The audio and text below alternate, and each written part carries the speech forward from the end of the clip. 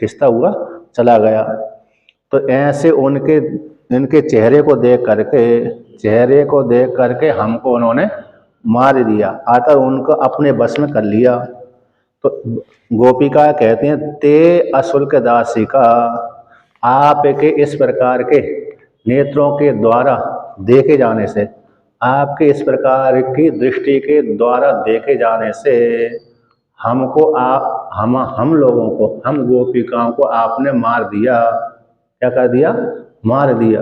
तो यहाँ पर दृष्टांत देती हैं गोपिका, कहती हैं, क्या शस्त्र आदि के द्वारा मारना होता है क्या? शस्त्र के द्वारा मारना तो होता ही है, कि इसके अलावा नेत्रों के द्वारा मारना नहीं होता है। नेत्रों के द्वारा भी तो मारना भी होता है। जैसे शस्त्रों के द्वारा ही अकेला कोई मारता नहीं है व्यक्ति, लेकिन नेत्रों के द्वारा भी व्यक्ति मार देता है। जैसे पिता पुत्र को किसके द्वारा मार देता है? नेत्र के द्वारा भी मार देता है। कैसा मार देता है?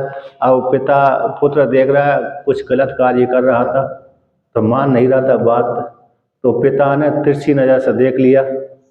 अब पुत्र डर गया कि पिताजी अब मेरे को पीटेंगे, तो वहाँ पर पुत्र क्या करता है? वो खेलना मिलना बंद कर देता है और घर में चुपचाप चला जाता है अथवा शांत हो जाता है।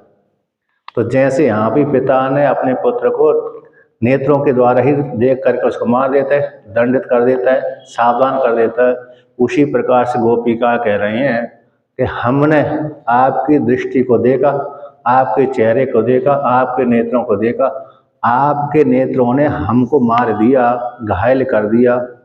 शस्त्रों से तो घायल नहीं किया, किंतु नेत्रों के द्वारा हमको आपने घायल कर दिया। जैसे सामान्य व्यक्ति अस्त्र शस्त्रों के द्वारा मार देता है, तो उसी को अकेला मारना नहीं बोलते, बल्कि नेत्रों के द्वारा भी मारना कहलाता है। तो कहते हम आपकी जो दासियां हैं कैसी? बिना शुल्क की हैं। जैसे शुल्क वाली दासियां होती हैं, वो तो कैसी नखरे दिखाती हैं, कि वो गोपिका बोल रही जो शुल्क वाली दासियां हो तो नखरे दिखाती हैं, किंतु हम तो आपके बिना शुल्क के बिना धन लिए ही आपके पास में आए, और आप हमको इस प्रकार से कर रहे हैं, एकांत में जंगल में हमको त्याग दिया। इस प्रकार से गोपिकाएं भगवान श्री कृष्ण के प्रति उल्हाना देती हैं। ऐसा वर्णन किया। अब तीसरे श्लोक के द्वारा गोपिकाएं वर्णन करती हैं यहाँ पर, विसजलः प्याद व्याले राक्षसा वर्ष्यमारुता वेद्युतः नलात् वृष्यमयात्मजा विश्वतो भया ऋषभते वयं रक्षितामहो। गोपिकाएं भगवान श्री कृष्ण कहते हैं, हे नाथ, आपने हमारे को कई अवसरों पर रक्षा की है। एक बार की बात है, भगवान श्री कृष्ण गाय चराने के लिए जंगल में गए। जब जंगल में गए थे तो भीषण गर्मी का काल था। अब भीषण गर्मी के काल में व्यक्ति को प्यास ज़्यादा लगती है ना। और पहले, अभी तो बाटल आदि साथ में रखते हैं, बोतल पानी पीने के लिए। पहले पानी पीने के लिए दूसरे साधन रखते थे। एक तो कमंडलू आता, एक कपड़े का वो आता ना पट्टा, उसमें पानी भरते थे, कपड़े वाला। देखा ना, यहाँ भी सभी जगह मिलता था, पहले चलता था। सुरई एक सुरई रहती है, मिट्टी का तो सुरई रहती है, एक कपड़े की खाल कपड़े वाली रहती है, मोटा कपड़ा, तो उसमें पानी गिरता नहीं है। और कमंडलू आदि है, तुमड़ी की कमंडलू होते हैं ना, वो गिर भी जाए, चोरी भी चला जाए, कोई समस्या नहीं है। और पीतल आदि का चला जाए तो थोड़ा कष्ट होता है। तो इन साधनों के माध्यम से व्यक्ति अपने गर्मी काल में प्यास हो जाता था। अब गायों की प्यास कहाँ बुझेगी? उनके लिए तो बड़ा जल चाहिए, ज़्यादा सामग्री चाहिए। तो भीषण गर्मी थी। अब गायों ने ध्यान नहीं दिया, भगवान श्री कृष्ण ने ध्यान नहीं दिया, और गाय प्यास के मारे, सारी गायें प्यास के मारे वहाँ पर जहाँ पर कालिया नाग रहता था, वहाँ पर पीने चले गए पानी, यमुना जी का जल में पीने चले गए। तो ग्वाल वालों ने भी ध्यान नहीं दिया, तो ग्वाल वाल भी उस यमुना के जल में गए और जल पान कर लिया, और उसी जल को पान किया जहाँ पर कालिया नाग रहता था। उस जिस क्षेत्र में, जिस जगह में कालिया नाग रहता था, उसी में जाकर के उन्होंने पान कर लिया। तो सारी गायें उस विष से युक्त जल को पान करने से मर गईं। ग्वाल वाले भी विष से युक्त होकर के विष से युक्त जल को पान करने से वो भी मूर्छित हो गए, मर गए, घायल हो गए। अब भगवान ने देखा कि ये तो ये विष के प्रभाव से सारी गायें यानी मर गई, अतः बेहोश हो गए, और सारे ग्वाल वाली उसी अवस्था को पहुंच गए। अब ये कालिया नाग को मेरे को भगाना ही पड़ेगा, क्योंकि ये मेरी क्रीड़ा में विघ्न डालने वाला है। तो भगवान श्री कृष्ण ने एक कृपा दृष्टि से सारी गायों को जीवित कर दिया, क्योंकि भगवान है वो तो, और ग्वाल वाल भी को भी जीवित कर दिया अपनी कृपा दृष्टि से। अब गाय ग्वाल वाल जब जीवित हो गए तो भगवान ने सोची किस उद्देश्य से, किस कारण से मैं इसको कालिया नाग को यहाँ से भगाऊं। तो भगवान श्री कृष्ण ने गेंद के बहाने से, खेलने के बहाने से, और गेंद के चक्कर में गेंद को लेकर के कदम के ऊपर चढ़ करके जहाँ पर कुंड था, जहाँ पर कालिया नाग अथाह जल में रहता था, यमुना के जल में, उसी में प्रवेश कर गए, जल में कूद गए।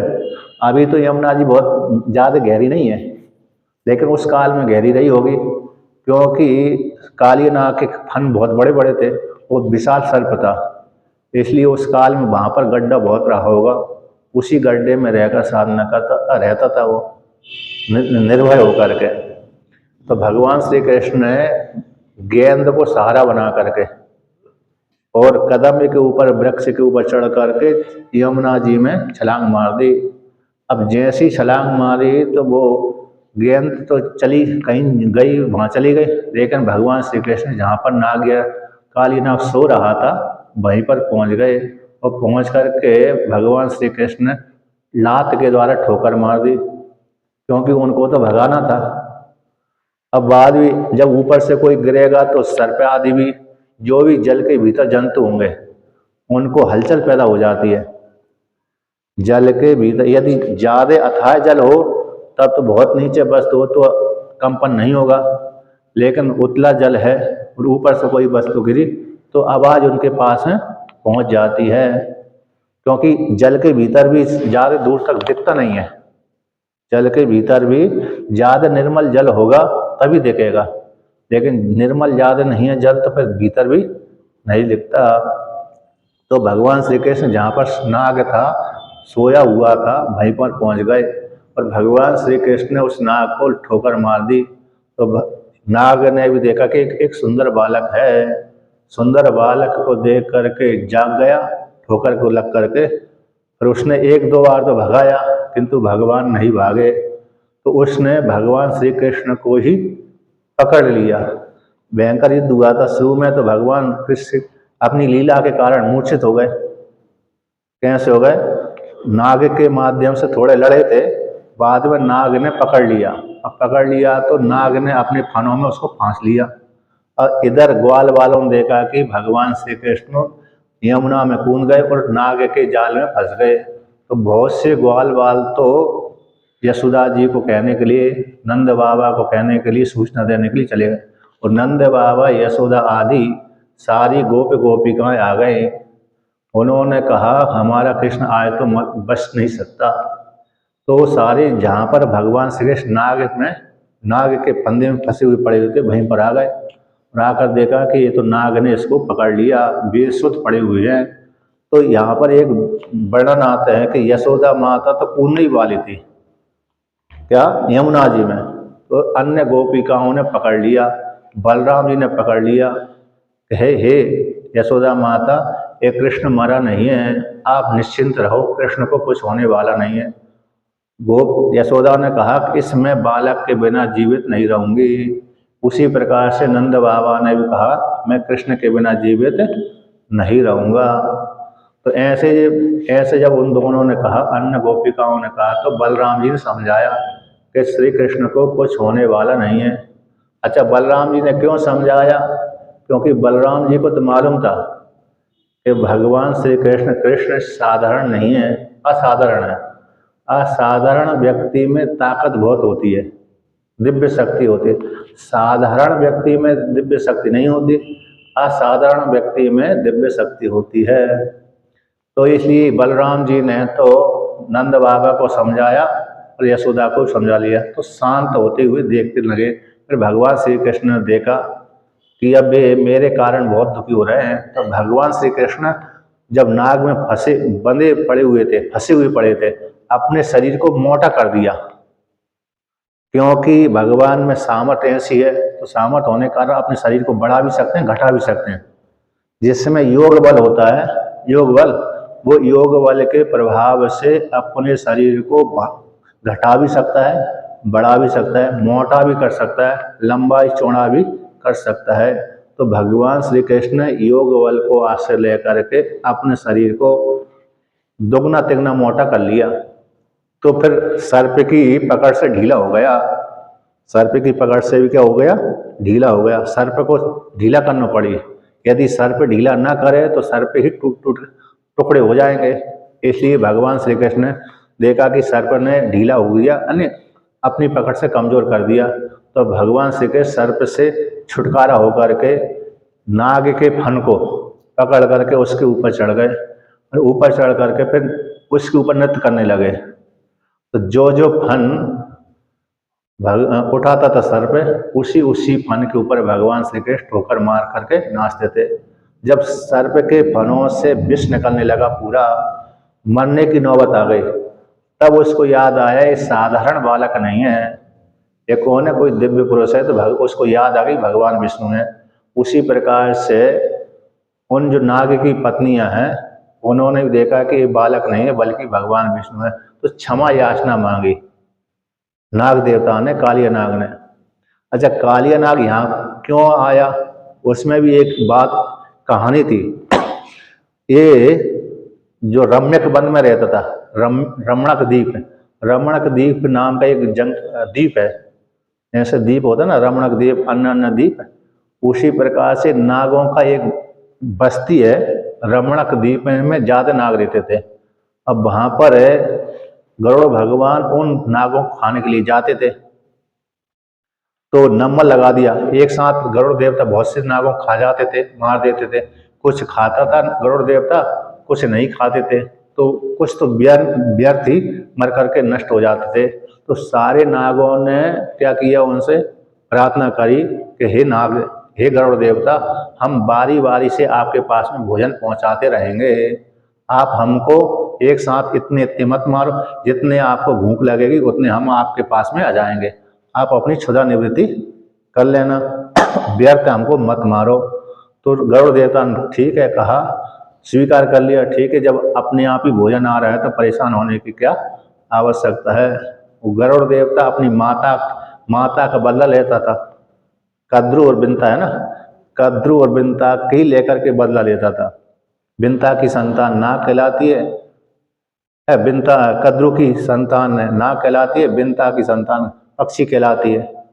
एक दूसरे दोनों बहने बहने थी, लेकिन दोनों के बहने बहन होने पर भी दोनों में झगड़ा हो गया, उसी को बदला लेता था। एक दिन जो काली नाग का नंबर आ गया, काली नाग का नंबर, तो उसने देखा कि कल मेरे को जाना है, तो एक गरुड़ मेरे को खा जाएगा। उसने अपने पूरे परिवार को कहा चलो यहाँ से भागते हैं। तो रमणक द्वीप से वो काली नाग भागे आया, समुद्र के माध्यम से यमुना गंगा होते हुए यमुना में आकर वृंदावन में आ गया। अब यहाँ पर क्यों आ गया? कालिया नाग को गरुड़ देवता के विषय में श्राप मालूम पड़ गया था। किसी काल विशेष में सौबरी ऋषि, उसी वृंदा जहाँ पर कालिया नाग रहता था, वहाँ पर सौबरी ऋषि तपस्या करते थे। और तपस्या करते समय काल में गरुड़ देवता आया, मछली को खा जाता था। तो सौबरी ऋषि को लग गया खराब। एक बार आया, दो बार देखा, तीन बार देखा, तो तीन बार सहन नहीं हुआ, सहन सौबरी ऋषि को सहन नहीं हुआ। तो गरुड़ देवता से बोल दिया आज के बाद तुम यहाँ पर आकर के मछलियों को खाओगे तो तुम्हारा सर फट जाएगा, सर फट जाएगा। ऐसी श्राप दे दिया। अब गरुड़ देवता ने सुना, गरुड़ ने सुना कि सौबरी ऋषि ने मेरे को श्राप दे दिया, अब इस क्षेत्र में मछली में मार नहीं सकता, खा नहीं सकता। ये जो कथा थी, श्राप का वरदान श्राप था, एक कालिया नाग को कहीं से सुन लिया था। इसी कारण से कालिया नाग रमणक द्वीप छोड़ करके यहाँ पर आया। और भगवान श्री कृष्ण ने सोचा कि इस कालिया नाग के कारण तो मेरी कीड़ा में विघ्न पड़ेगा, तो इसी उद्देश्य से उसको यहाँ से भगाया। तो भगवान श्री कृष्ण ने जब हरा दिया उसको, कालिया नाग को, तो कहते हैं कालिया नाग ने कहा महाराज मैं यदि यहाँ से गया तो गरुड़ मेरे को खा जाएगा।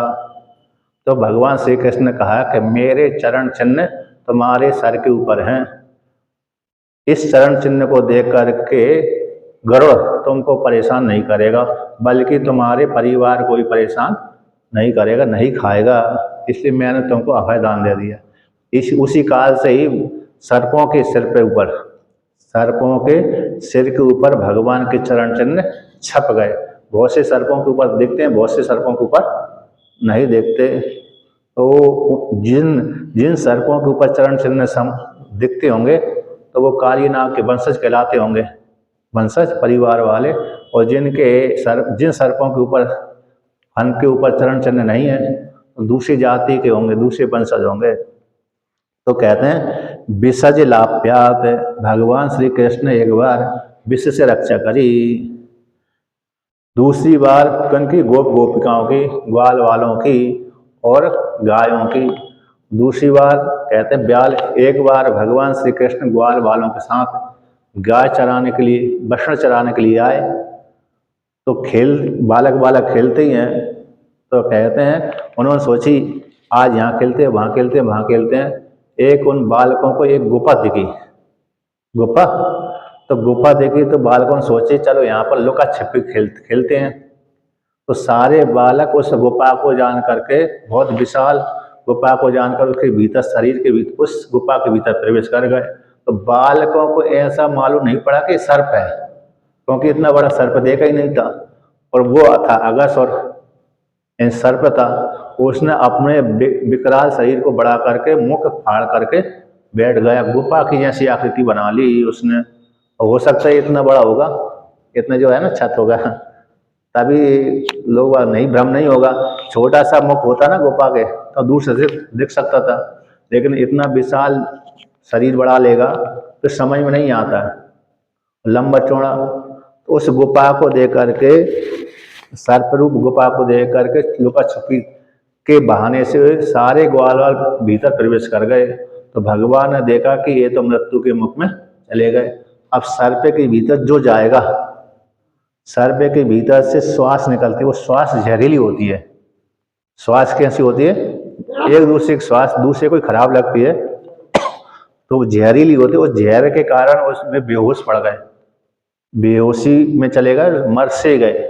भगवान ने सोची ये तो मेरे आश्रित रहने वाले हैं, तो क्यों ना मेरे को भी जाना चाहिए, नहीं तो मैं नहीं जाऊंगा तो ये मारे जाएंगे।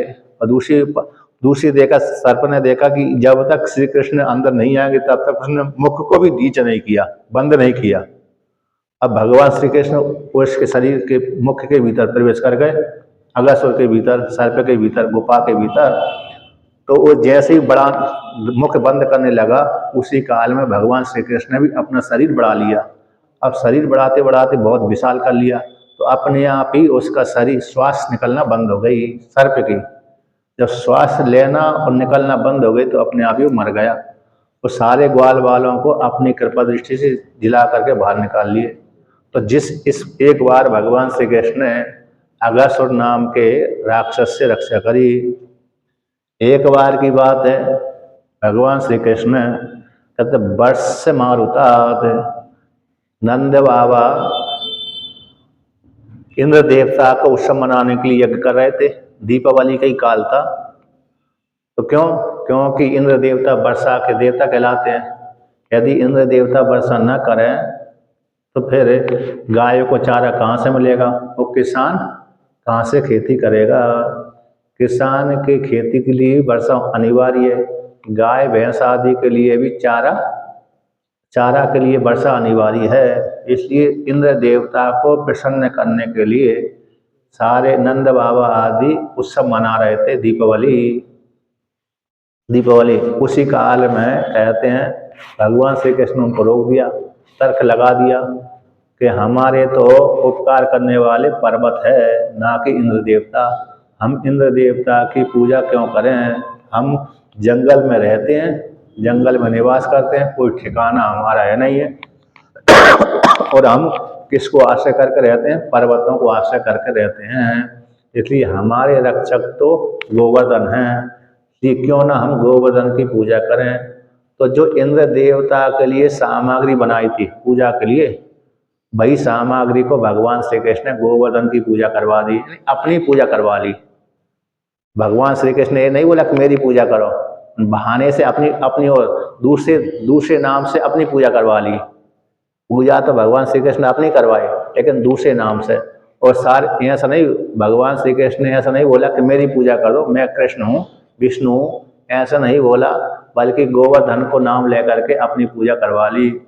सारे ग्वाल बाल नंद बाबा आदि कहते हैं वहाँ पर पूजा करने के लिए सारी सामग्री ले गए, गोवर्धन की पूजा करी, भोग लगाया, ब्राह्मण को भोजन कराया, और ब्राह्मणों को भोजन कराकर स्वयं भी खाया और परिक्रमा करवा लिया।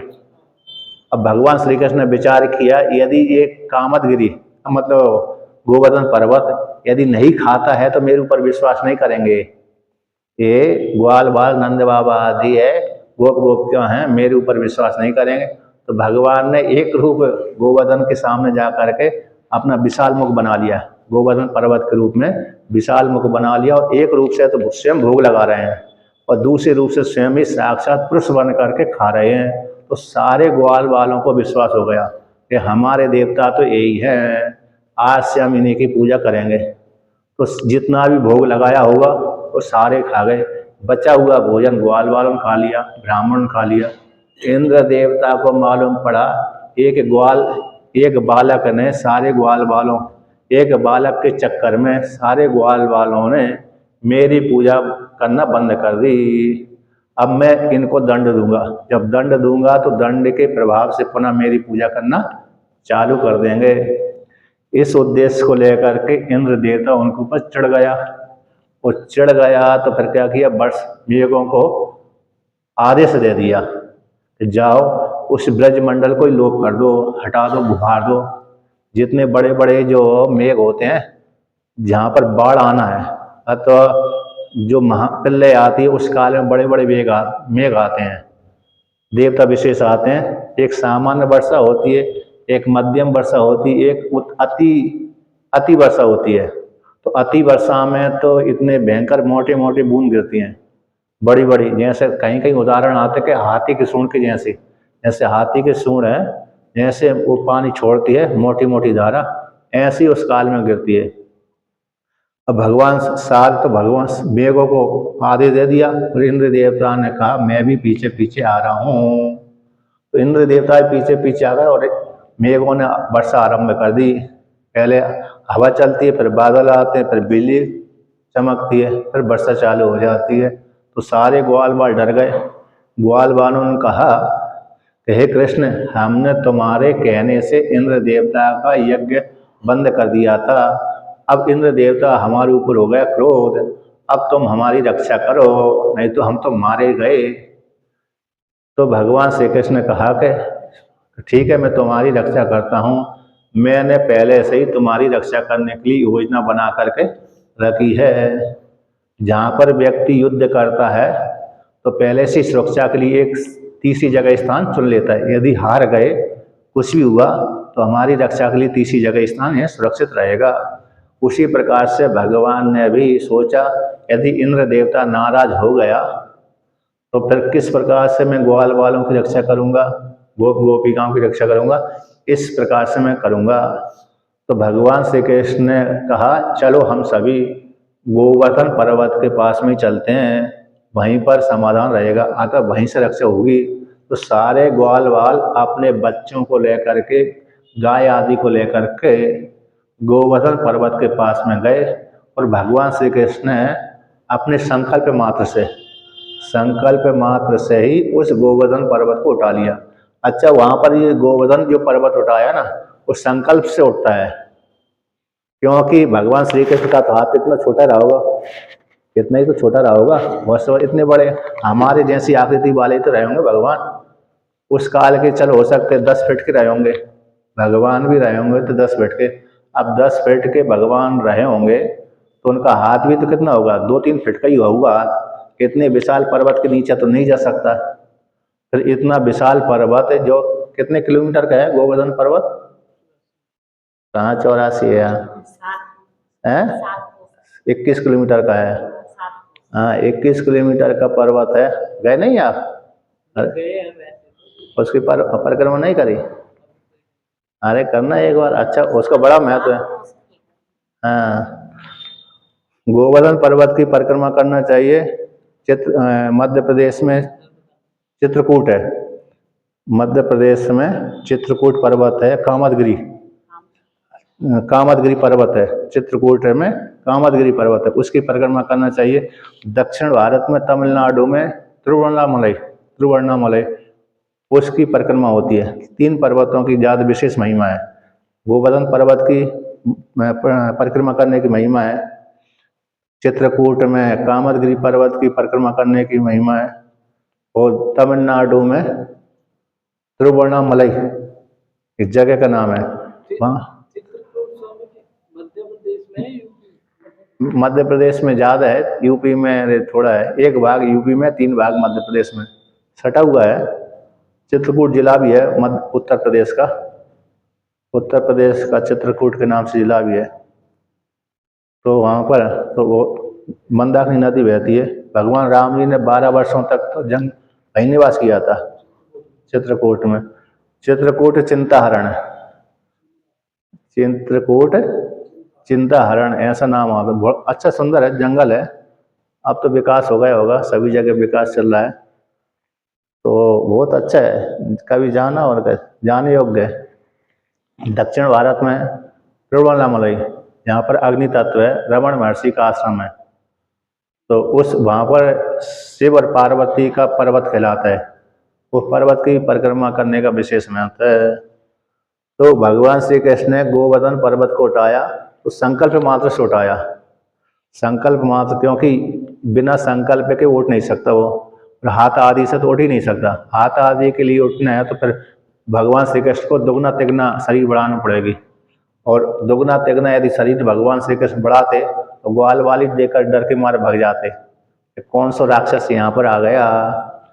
उन साधारण पहले तो उसको भगवान श्री कृष्ण को तो बालक रूप से देखा था ना, अब वही भगवान श्री कृष्ण दुगना पर्वत से 3 गुना शरीर बढ़ा करके उनके पास में जाते तो वो डर के मारे भाग जाते, मर जाते कि ये तो राक्षस ही है, तो जो भी है।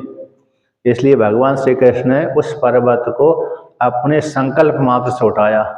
उस संकल्प मात्र से उठा करके फिर एक उंगली के ऊपर धारण किया।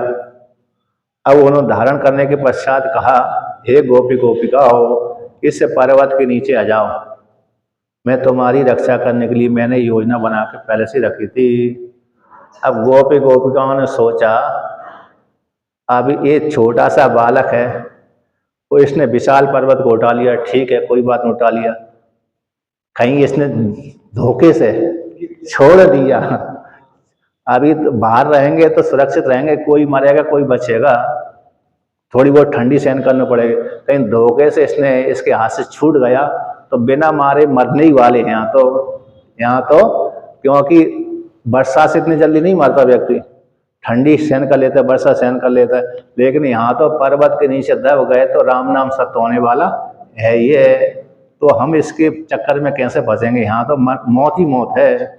इसलिए उन भगवान श्री कृष्ण के कहने के अनुसार, कहने पर भी वो नहीं गए अंदर पहली बार में। तो भगवान ने कहा, अरे तुम चिंता मत करो, मैं तुमको मारने वाला नहीं हूँ, तुम ये मत सोचो कि छोटा सा बालक हूँ मैं, तो इसलिए कहीं गिरा ना दे पर्वत को और हम यहीं पर मर जाएं। ये तुम्हारे मन में बिल्कुल भी शंका नहीं होना चाहिए, मैंने तुम्हारे रक्षा के लिए यही उपाय सोचा है, इसलिए तुम मेरे वाणी के ऊपर विश्वास करो, मेरे ऊपर विश्वास करो, और मेरे ऊपर विश्वास करके इस पर्वत के नीचे आ जाओ, यही तुम्हारी सुरक्षा प्रदान करेगा। तो 2-3 बार भगवान श्री कृष्ण ने जब कहा तभी उनको विश्वास हुआ, तभी वो पर्वत के नीचे गए, नहीं तो वो नहीं जा रहे थे। नहीं, यहाँ तो बाहर तो थोड़ी देर में बच सकते हैं, लेकिन अंदर बचने वाले हम नहीं है, क्योंकि थोड़े से में यदि गिरा दिया, नींद लग जाए, कुछ हो जाए, भार से ना हो, गिर जाएगा, गिर गया तो हम दब के मर ही जाएंगे। इस प्रकार से उनको भय बैठ गया था। किंतु भगवान श्री कृष्ण ने 3-4 बार उनको आश्वासन दिया। आश्वासन जब 3-4 बार दिया, तभी भगवान श्री कृष्ण की वाणी को सुन करके गोपी गोपिका गायों के सहित, पुत्र पुत्रियों के सहित उस पर्वत के नीचे गए। अब वर्ष इंद्र देवता ने भी 1 दिन 2 दिन नहीं छोड़ा, 7 दिनों तक, 7 दिन और 7 रात तक है, 7 दिन और 7 रात तक वर्षा ही करता रहा। अब ग्वाल वालों ने सोचा चल 1 दिन हो गए, 2 दिन हो गए, तो कहा हे कृष्ण तुम थोड़ा सुस्ता लो, हम लाठियों से पर्वत को क्या करते हैं, रोक के रखते हैं। सभी ने लाठियां लगा के रखी थी। तो भगवान श्री कृष्ण ने कहा ठीक है तुम लाठियां लगा लो, भाई मैं थोड़ा सुस्ता लेता हूँ। और जैसे ही भगवान श्री कृष्ण ने अपनी उंगली को थोड़ा नीचे किया, तो सारी जो लकड़ी की डंडी थी वो चुट चुट होकर के गिरने लगी, टूट गई सारी। तो उन्होंने सारे गोपों ने कहा भाई तुम ही धारण करो, हम धारण नहीं कर सकते।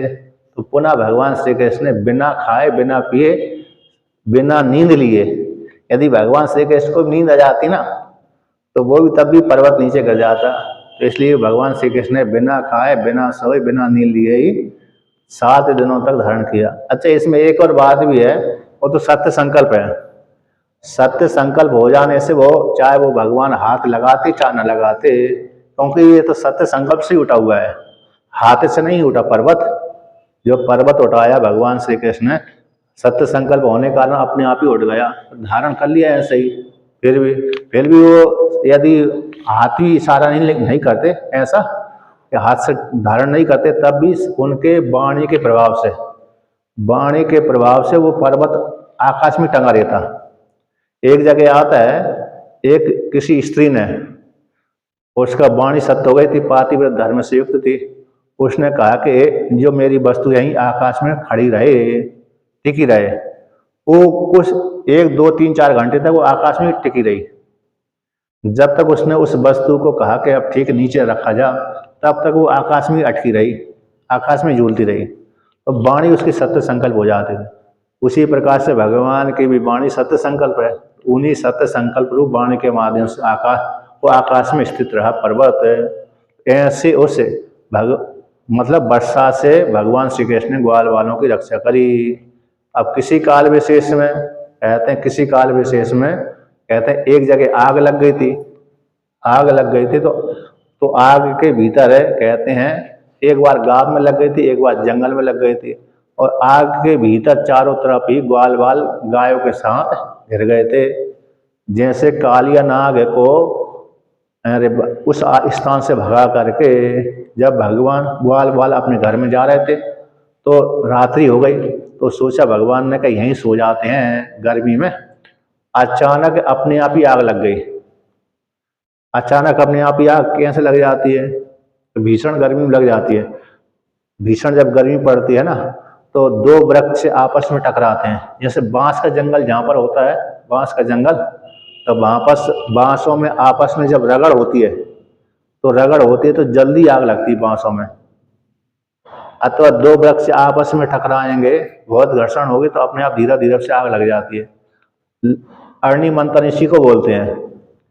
पहले जब माचिस आदि के द्वारा आग नहीं जलाते थे, तो 2 प्रकार से आग उत्पन्न करते थे। 2 लकड़ियों को घर्षण करने से, अथवा नीचे पत्थर ऊपर लकड़ी, तो लकड़ी और पत्थर के बीच में लकड़ी का बुरादा।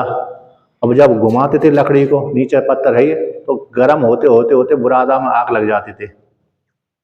और दूसरी बात, पत्थरों में 2 पत्थर टकराते हैं तो आग लग जाती है, लोहा काटते हैं तो आग लग जाती है। तो ये आग जलाने के साधन थे। उसी प्रकार से 2 लकड़ियों के घर्षण करने से वृंदावन में भी आग लग गई। तो चारों तरफ आग ने भगवान श्री कृष्ण को, ग्वाल वालों को, गोपी गोपिकाओं को घेर लिया। तो भगवान श्री कृष्ण ने उस आग को पान कर लिया, तो दावानल कहलाता है। तो वही वृंदावन में जब जाएंगे परिक्रमा मार्ग में उड़िया बाबा का आश्रम है, तो वहीं पर वो दावानल नाम का कुंड है, रेल लाइन है वो नज़दीक में, वहाँ पर पहले रेल लाइन थी और परिक्रमा से नज़दीक में ही है, जहाँ पर सोहम आश्रम भी है नज़दीक में, उड़िया बाबा का आश्रम है वहाँ पर। तो दावानल कुंड से बिजली से मतलब आग से रक्षा करी। एक बार वृषभ यानी एक धेनुकासुर से भगवान श्री कृष्ण ने ग्वाल वालों की रक्षा करी। राक्षस था लेकिन गाय बैल के रूप में रहता था। राक्षसों के पास में शक्ति रहती है, माया शक्ति रहती है, माया से व्यक्ति कुछ का कुछ बन जाता है। आप यदि इंद्रजाल सीख जाओगे, प्रयोग करो, स्त्री भी बन सकते हो, पुरुष भी बन सकते हो, पशु भी बन सकते हो, पक्षी भी बन सकते हो। इंद्रजाल के मंत्रों की महिमा है। इंद्रजाल के यदि सिद्ध कर लिया इंद्रजाल, तो उसमें ये सामर्थ्य देती है उस इंद्रजाल के मंत्रों में कि जो जैसा है वैसा ना दिख करके दूसरे प्रकार का दिख जाए। जैसे पहले जादू चलते थे ना, तो ये इंद्रजाल से जादू सीख जाते थे वो। किसी स्त्री को अथवा पुरुष को पक्षी बना दिया, स्त्री को अपने कब्जे में करना है तो पशु पक्षी बना दिया, पशु पक्षी बना करके अपने पास में रख लिया। पुरुष को बस में करना है तो पशु पक्षी बना करके अपने पास में रख लिया। पहले जादू आदि बहुत चलते थे, अभी तो बंद हो गए। मतलब कब, इस 100 साल पहले, 100 200 300 साल पहले जादू बहुत चलते थे। किसी न किसी को, किसी स्त्री पुरुष को पशु पक्षी बना लेते थे और अपने कब्जे में रखते थे। किसी से काम लेना वो काम ले लेते थे। उसी प्रकार राक्षसों में सामर्थ्य थी कि पशु बनकर रहना, पक्षी बनकर रहना, अन्न बनकर रहना। तो ये धेनुकासुर भी राक्षस होने के भी बैल बनकर रहता था, और वो फिर भगवान श्री कृष्ण को मारने के लिए आया, ग्वाल वालों के लिए मारने के लिए आया। तो भगवान श्री कृष्ण ने उन ग्वाल वालों को रक्षा करी। एक व्योमासुर नाम का राक्षस था, उससे भगवान श्री कृष्ण ने रक्षा करी। तो गोपिकाएं कहती हैं कि हे ऋषभ, हे श्रेष्ठ, आपने हमारे ग्वाल वालों, हमारे बच्चों को, पतियों को, गायों को रक्षा करी, बार बार रक्षा करी। जब आपने बार बार रक्षा करते हो, हमको बचाते रहते हो, फिर अभी आप क्यों मार रहे हो? यदि आपको मारना था तो आपको, जब ग्वाल वालों ने विषैला जल पान कर लिया था तभी उनको उपेक्षा कर देना चाहिए थी, मर जाना चाहिए थी, मार देना, छोड़ देना चाहिए थी। तो ये नौबत ही नहीं आती। ग्वाल वालों ने जब विष का पान कर लिया, विष वाले जल को पान कर लिया और सारे मर गए थे, तो रक्षा क्यों करी? राक्षस से रक्षा क्यों करी? इंद्र देवता ने वर्षा करी थी, सारे ग्वाल वालों को मार ही दिया था, पशुओं को ही मार दिया था, ग्वाल वालों को ही मार दिया था, तो रक्षा क्यों करी? जब आप बार बार रक्षा कर रहे हो तो अभी हमको क्यों मार रहे हो? क्योंकि आपने अभी हमको जंगल में छोड़ दिया, एकांत में छोड़ दिया, इसलिए आप हमारे पास में आ जाइए, हमको एकांत में मत छोड़िए, जंगल में मत छोड़िए। यहाँ पर शेर भालू आदि का डर है, क्योंकि जंगल में तो शेर, हो सकता है उस काल में शेर नहीं होता होगा, नहा रहा होगा वृंदावन में, भालू आदि भी नहीं रहे होंगे, लेकिन अन्य छोटे छोटे जानवर तो रहते ही हैं। छोटे छोटे रात के जो जानवर होते हैं, निशाचर, निशा में घूमने वाले, कुछ रात्रि में घूमने वाले कुछ जानवर ऐसे होते हैं जो मनुष्य आदि को घेर लेते, खा जाते हैं। अच्छा, जंगली जो कुत्ता होते हैं, जंगली कुत्ते, वो तो 10-20 कुत्ते आ जाएं जंगली, वो घेर कर खाई जाएंगे रात्रि के समय में। दिन में तो छुपते हुए फिरते हैं, लेकिन रात्रि के समय तो वो उनका ताकत ज़्यादा बढ़ जाती है। तो गोपिका कहती हैं हमको डर लग रहा है, भय लग रहा है, इसलिए हमारे सामने प्रकट हो जाइए, आप हमारी रक्षा करिए, क्योंकि आपने हमारे परिवार की, गायों की बार बार रक्षा करी है, इसलिए इस बार भी आप हमारी रक्षा करिए, हमारे सामने प्रकट हो जाइए, हमको कष्ट मत दीजिए, हमारे सामने उपस्थित हो जाइए, प्रकट हो जाइए, हमारे दुख को दूर करिए। इस प्रकार से गोपिकाओं ने भगवान श्री कृष्ण से प्रार्थना की। ये तीसरे मंत्र के द्वारा वर्णन कर दिया। अब आगे का प्रसंग कल करेंगे।